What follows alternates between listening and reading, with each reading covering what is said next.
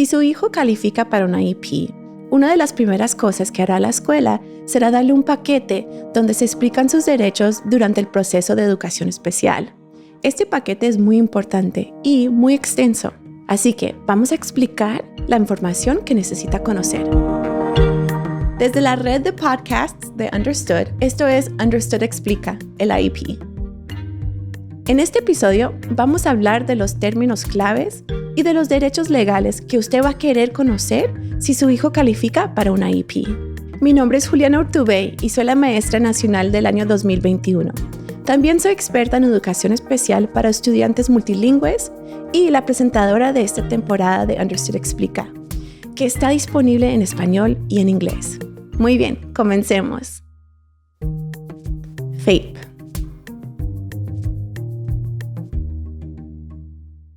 Primero hablemos de FAPE. Usted va a escuchar mucho este término si su hijo tiene una IEP o un programa de educación individualizado. FAPE son las siglas en inglés de Free Appropriate Public Education, que significa educación pública apropiada y gratuita. Y es quizás el derecho más importante para los niños con discapacidades. Significa que las escuelas públicas tienen que satisfacer las necesidades de cada niño que califica para educación especial, sin ningún costo para las familias. El derecho a FAPE significa que las escuelas tienen que proporcionar una enseñanza diseñada especialmente para satisfacer las necesidades particulares de su hijo. También es lo que hace que las escuelas tengan que proporcionar servicios como terapia del habla o consejería de salud mental y adaptaciones como herramientas que leen en voz alta o tiempo adicional en los exámenes. FAPE es la razón por la que el IEP brinda este tipo de cosas para ayudar a los niños a progresar en la escuela. El derecho a FAPE va más allá de lo académico. De hecho, estamos preparando un episodio completo sobre cómo la IEP puede ayudar con el comportamiento. Ahora, ¿de dónde proviene FAPE? De la ley federal llamada Ley de Educación para Individuos con Discapacidades o IDEA por sus siglas en inglés. Y el derecho a FAPE aplica a todos los niños en los Estados Unidos que califican para una IEP. Esto incluye a los estudiantes de las escuelas públicas que estén indocumentados. También incluye a los niños que son educados en la casa. E incluso hay algunos recursos públicos disponibles para ayudar a los niños con discapacidades que asisten a las escuelas privadas. Entonces, hablamos de cómo FAPE es la razón de que las escuelas hagan cosas muy importantes. Pero quiero dejar claro algo que FAPE no obliga a las escuelas a hacer. El derecho a FAPE no significa que las escuelas tengan que brindar el mejor servicio posible. Por ejemplo, si su hijo tiene dislexia, quizás usted quiera que la escuela le proporcione un tipo específico de enseñanza en lectura. Y usted puede sugerirlo por ser miembro del equipo de la IEP. Pero FAPE no exige que las escuelas proporcionen un programa específico. El equipo puede optar por otro programa si cubre las necesidades de su hijo.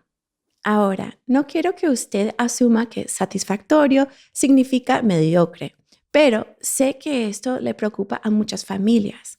Así que, más adelante en esta temporada vamos a hablar de cómo ayudar a establecer las metas anuales para la IEP de su hijo y qué hacer si cree que su hijo no está progresando lo suficiente.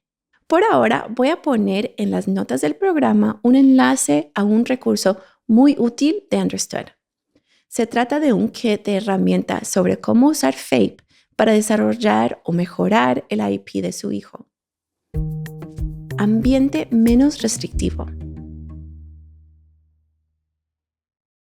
Otro término clave para saber si su hijo califica para educación especial es ambiente menos restrictivo. Cuando esté elaborando el IEP de su hijo con la escuela, hablarán de los servicios que necesita.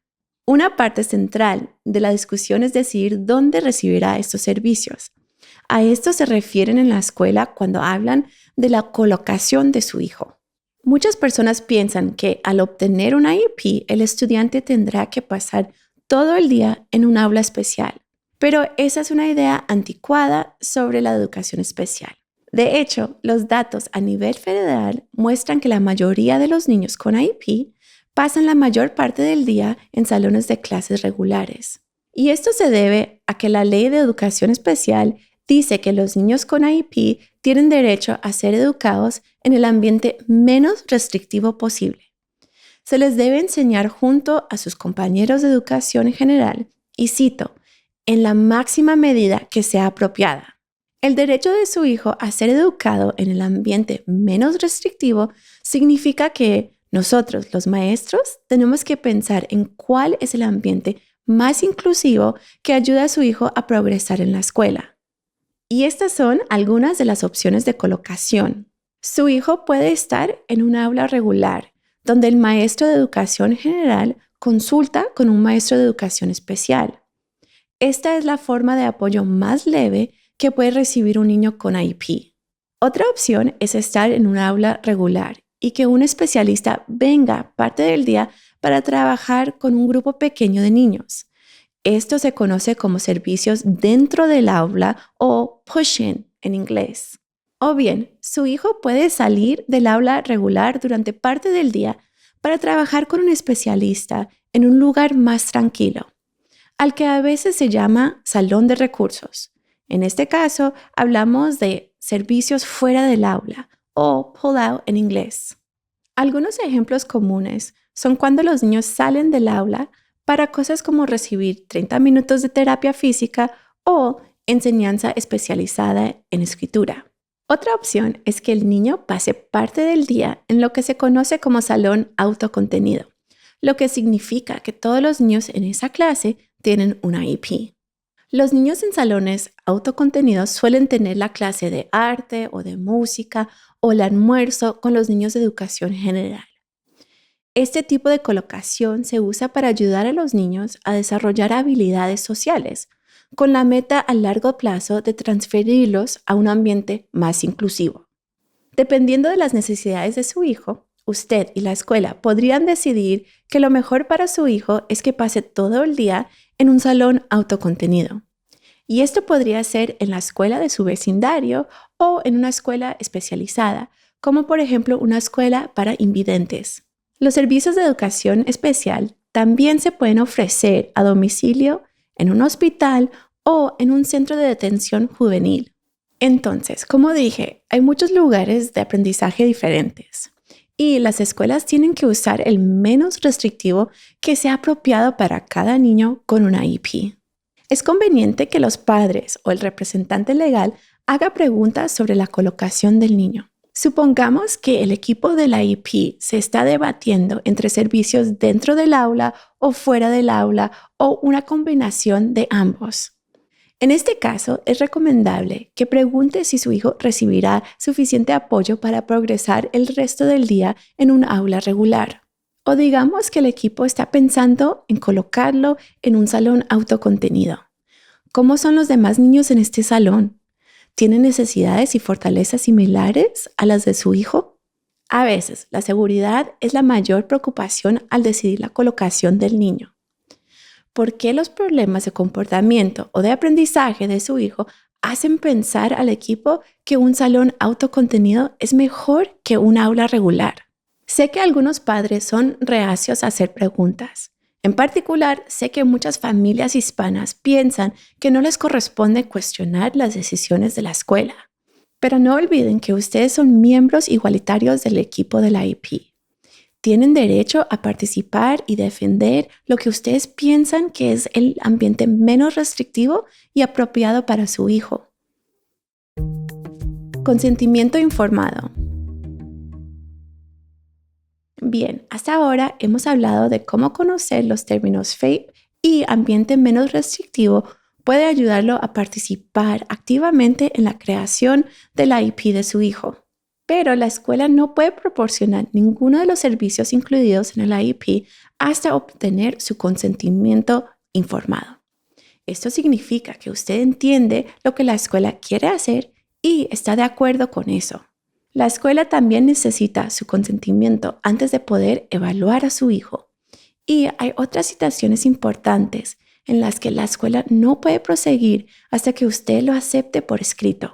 Además, usted tiene el derecho de revocar su consentimiento.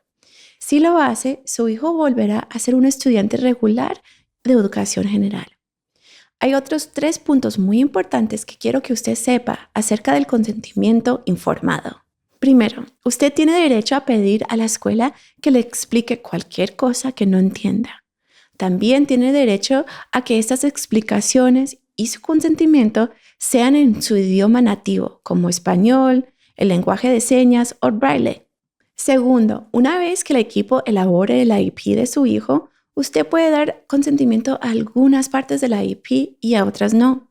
Hay un artículo en Understood que explica muy bien cómo dar su consentimiento parcial. Voy a incluir el enlace en las notas del programa. Tercero, una vez que usted haya dado su consentimiento por escrito a la IEP de su hijo, la escuela no está obligada a seguir pidiéndole permiso cada vez que quiera cambiarlo.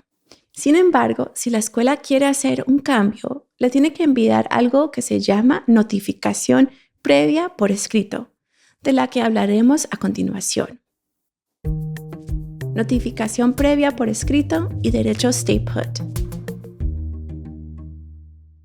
Por ley, la escuela está obligada a avisarle por escrito si está planeando hacer algún cambio a la IEP de su hijo. Esto se llama notificación previa por escrito. Este es un ejemplo. Supongamos que usted dio su consentimiento para que se implemente el IEP y unos meses más tarde la escuela quiere cambiar los servicios o la colocación de su hijo. Aún en el caso de que la escuela se lo diga en persona durante una reunión de la IEP, sigue teniendo la obligación de enviarle una notificación por escrito antes de implementar el cambio.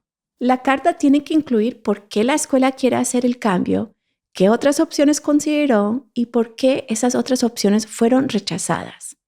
También debe describir todos los exámenes o documentos en los que se basó para tomar esa decisión. Y todo esto tiene que estar escrito en su idioma materno si usted no habla bien inglés. Como maestra, sé que estas notificaciones pueden atemorizar. A menudo contienen mucha información que es difícil procesar. Por eso, antes de enviar una carta oficial, siempre trataba de comunicarme con las familias para explicarles. Por eso los animo a pedir ayuda para entender este tipo de cartas. Recuerde que usted tiene derecho a saber qué está pasando con el IEP de su hijo. Bueno, profundicemos un poco más. ¿Cuándo la escuela tiene que mandarle una notificación previa por escrito? La escuela tiene que notificar a los padres acerca de cosas como un cambio en los servicios que recibe su hijo. Por ejemplo, si quiere reducir el número de sesiones porque su hijo ha progresado mucho. Un cambio en la colocación de su hijo. Por ejemplo, moverlo de un aula de educación general a un salón autocontenido. O negar su solicitud de cosas como una evaluación o más servicios. La notificación previa por escrito es muy importante porque lo mantiene al tanto de las decisiones acerca de la educación de su hijo. También puede ayudar a aclarar cualquier malentendido sobre qué está cambiando o por qué se quiere cambiar. Y quizás lo más importante, le brinda la oportunidad de actuar antes de que se efectúe cualquier cambio. Aquí es donde puede recurrir a algo llamado derechos stay put. Si usted no está de acuerdo con un cambio propuesto por la escuela, puede mantener el IEP actual de su hijo mientras dura el desacuerdo. Por ley, su hijo tiene el derecho de permanecer como está, es decir, stay put, mientras usted y la escuela arreglan sus diferencias. Pero tiene que actuar con rapidez. Generalmente tiene que invocar estos derechos antes de que ocurra el cambio. Hablaremos de eso en más detalle cuando hablamos de las opciones para resolver conflictos en otro episodio de esta temporada. Otros derechos claves. Quiero mencionar brevemente algunos otros derechos claves si su hijo califica para educación especial. Usted tiene derecho a participar en las reuniones de la IEP y también a solicitar una reunión de la IEP en cualquier momento. Si no puede asistir en persona, puede unirse por teléfono. Y si usted no habla bien inglés, tiene derecho a solicitar un intérprete que lo ayude a entender lo que sucede en las reuniones de la IEP. Algunas escuelas también traducen el IEP para los padres. Pero si en la escuela de su hijo no lo hacen, usted puede presentar una carta del Departamento de Educación que explica que las escuelas tienen el deber de traducir el IEP. Voy a incluir un enlace en las notas del programa. Usted tiene derecho a estar en desacuerdo con la escuela en cualquier momento del proceso de educación especial. Y próximamente tendremos un episodio sobre cómo ejercer esos derechos. También quiero mencionar que las familias tienen muchos derechos durante el proceso de evaluación. Por ejemplo, el derecho a revisar el informe de evaluación antes de la reunión para determinar la elegibilidad. Voy a incluir algunos enlaces en las notas del programa por si quiere revisar más información acerca de estos derechos. Puntos claves. Hoy hemos ofrecido mucha información y me gustaría resumirla en 4 puntos claves. Primero, FAPE es un derecho importante que lo puede ayudar a abogar por los servicios y apoyos que satisfagan las necesidades particulares de su hijo. Segundo, la Ley de Educación Especial dice que los niños con IEP tienen que ser educados en el ambiente menos restrictivo. Tercero, la escuela tiene que notificarle por escrito antes de cambiar el IEP de su hijo. Y usted puede utilizar el derecho Stay Put para mantener los servicios que actualmente recibe su hijo mientras disputa el cambio. Y por último, usted tiene derecho a participar en las reuniones del IEP y solicitar una reunión adicional si hay algo que quiere discutir con el equipo. Bueno, con esto terminamos este episodio de Understood Explica. Espero que escuche el próximo episodio sobre cómo prepararse para las reuniones de la IEP. Acaba de escuchar un episodio de Understood Explica, el IEP. Esta temporada fue desarrollada en colaboración con Unidos US, que es la organización de defensa de derechos civiles hispanos más grande de todos los Estados Unidos. Gracias, Unidos. Si desea más información sobre los temas que cubrimos hoy, consulte las notas del programa de este episodio. Ahí encontrará más recursos, así como enlaces a los temas mencionados hoy. Understood es una organización sin fines de lucro dedicada a ayudar a las personas que piensan y aprenden de manera diferente a descubrir su potencial y progresar.